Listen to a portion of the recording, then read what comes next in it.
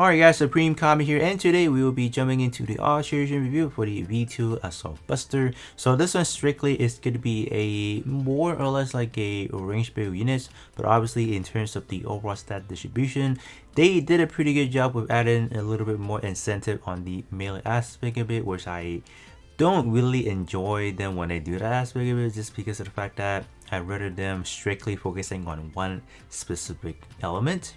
This one being a shooting based build, pumping out the highest possible shot defense, shot attack, whatnot, and just kind of neglect the shot or the melee portion just for that. But in terms of this one, would I recommend people summoning for it? I would say summon only for the L badge. The only reason being I say that is the head part currently is probably going to be something that is going to be pretty much lasting for a good while, just because for this offering, even if you guys do not alter it, I think should be able to do some good works for you guys, because the first portrait is honestly just busted 90% on a limited unit. This is probably the highest percentage we have seen, you know, as far as like a power, like an offensive power build. This is probably the best we have seen thus far.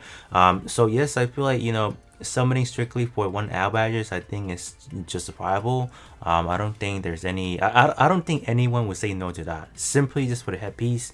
All the other part, I wouldn't say they're like really good. There's most certainly things we have seen in the past already, so those are definitely some things that does not intrigue me at all.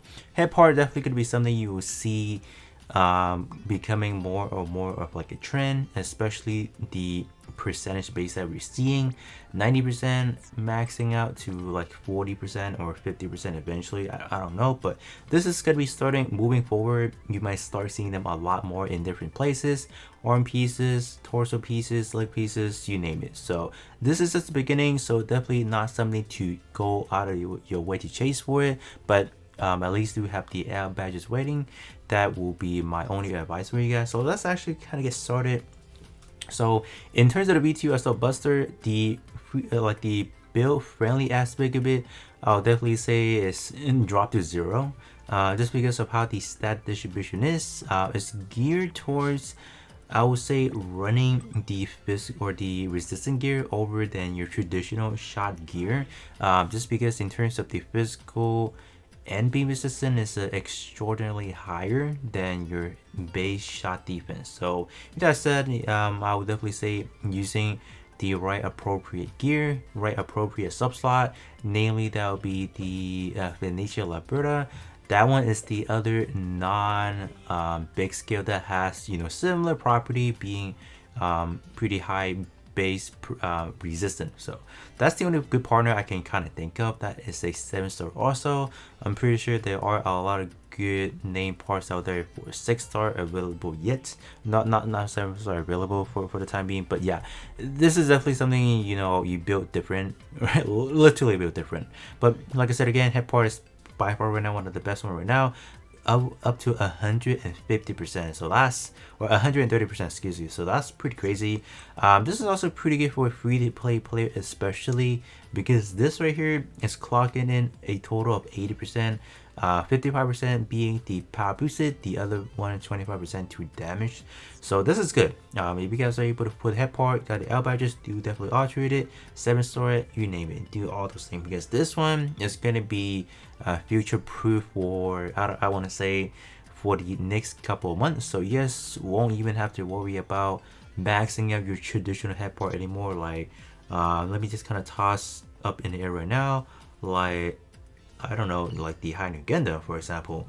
This one I maxed out is barely providing 90%. So we have one portrait slot that is doing everything. So yeah, it just speaks this volume that this right here, or especially the V2 is you know, providing a lot. So that's why head part I do want to emphasize a little bit more. It's good for free to play, it's good for whales, it's good for everyone in general. So yeah, head part definitely 1000% improved alteration, 7-star, you name it, pretty good.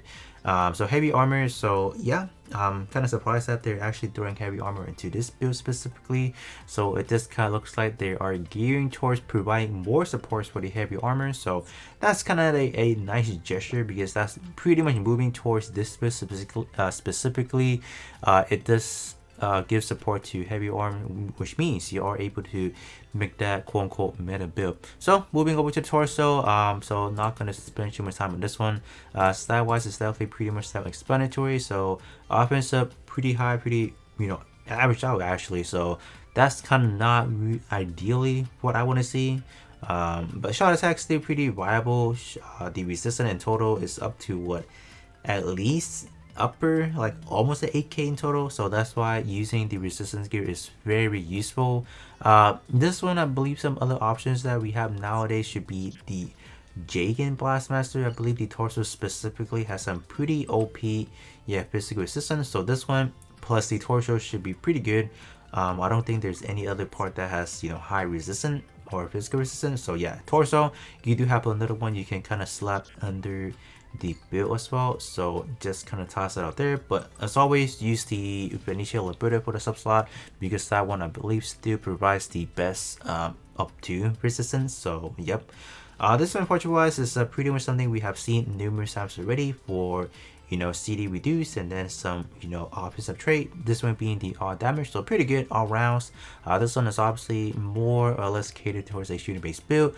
Not that you cannot use it on a melee EXQ cooldown build, but you are going to be dropping a lot of shot or a lot of, you know, stat for the melee. So I don't know, but you can definitely make it work if you want to. But probably not going to be something I'll invest too much into it, just because standard does have some, you know, good option to kind of trade off as well. So moving to the arms are actually quite interesting.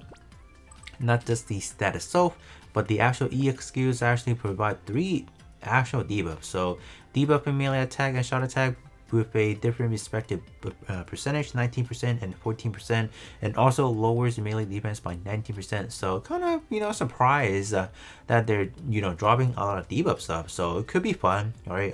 Just especially trying to reduce your you know, your friend, like friend battle, reducing a friend's attack. So it could prolong the gameplay. So you could definitely get, you know, a little bit more interesting friend battle than your traditional one-shotting at the, like, whoever launched the EX skill first one-shot it and that's it. So this one does add, you know, a nice element to it. So pretty good. Stat wise on this one is, look at the base shot attack, 9 up per 9,000. So even this one, you don't really need a lot of shot defense to carry over. Like what I'm displaying right now is without using this right here.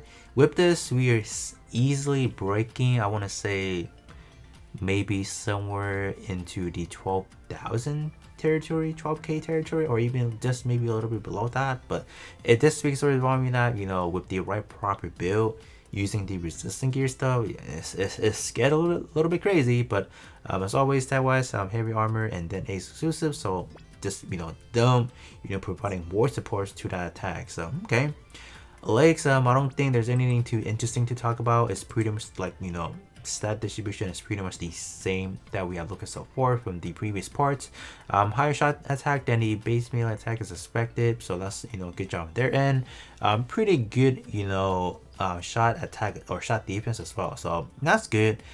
This one specifically, I say, just judging by the stat, both of these combined is roughly about 6,000, so even 35% off that wouldn't be like a really drastic change compared to just using the original 40% change queue for the shot of the shot defense to the base attack. So this one, I guess, is one of those exceptions that using the traditional gear is better.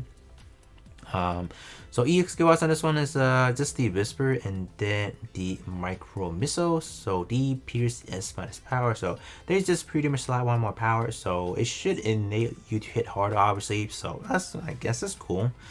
Type what's in this one now, we have Ace Exclusive and then Gundam type as expected. I think that's pretty much similar to the original version as well, so not really much to talk about there, right? So this one doesn't really, like, so anything so far does it really want the alteration?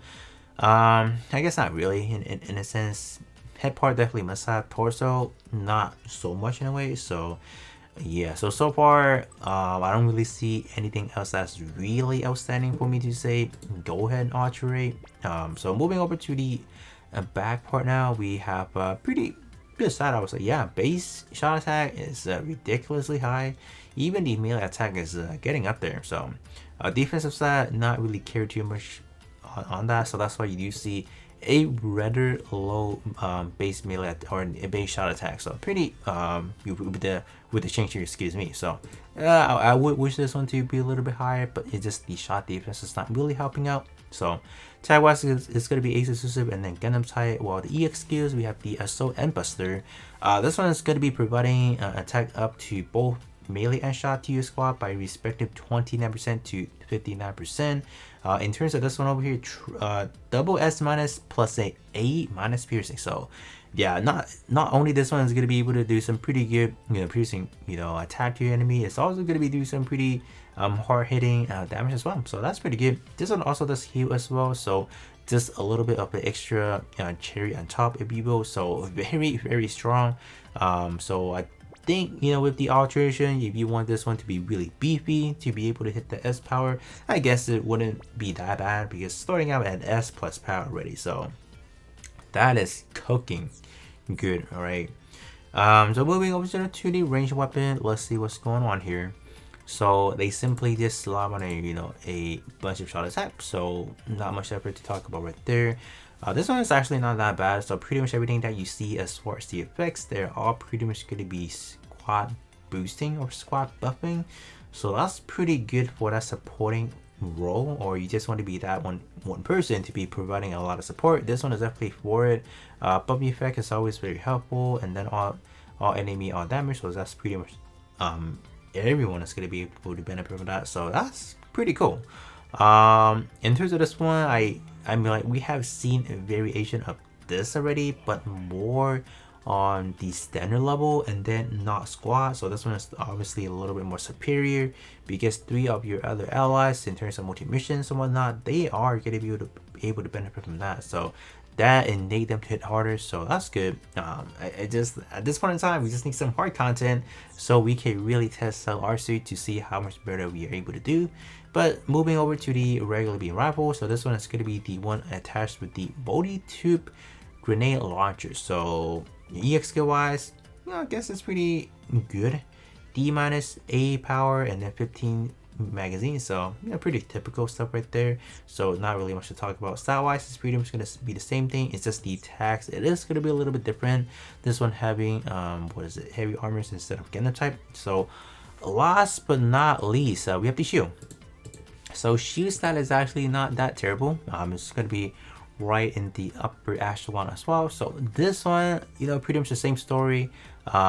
Just these two way too high, so it would be a little bit more beneficial to use that gear to add more attack to here. So as far as the portrait, so we have this, the enemy EX skill penetration reduced by 130%. So I think I would say I'm at a point where I do have a lot of these portrait together, so I can actually go ahead and kind of test things out to see when we have like a higher threshold of the reducer there, how does it fare compared to incoming attacks. So I think that should be a pretty fun testing, and not to mention they also do give you a little bit of a boost buff EX skill effects for you to do more damage, so that's good. That's pretty fun all in all. But in terms of the Assault Buster here, the V2 Assault Buster, is there really anything that's really worth it at the moment? The only thing I can definitely say is the head part. All the other one I guess is more or less a more support to the heavy armor attacks, because they are branching that attack rapidly fast, providing a lot of good portrait that I do want to run myself. So I guess it's pretty much a way for them to boost that attack specifically. As far as the stat distribution wise, I don't really have a words as far as why they did that. I guess namely is pretty much to fit the overall V2 Assault Buster, providing more resistance. I guess, I don't know, I know Beam for sure they want to pack that a lot because of the Mega Beam Shield and whatnot, but other than that, I think that's pretty much it. So head part, definitely a must-have. Maybe you guys are pulling just for the L badges, definitely start right there. I don't think any of the other part are that really outstanding where you have to have it, except for the head. It's just only head part you have to get. Other than that, that's pretty much it for me, and I'll be catching you guys all on the next one.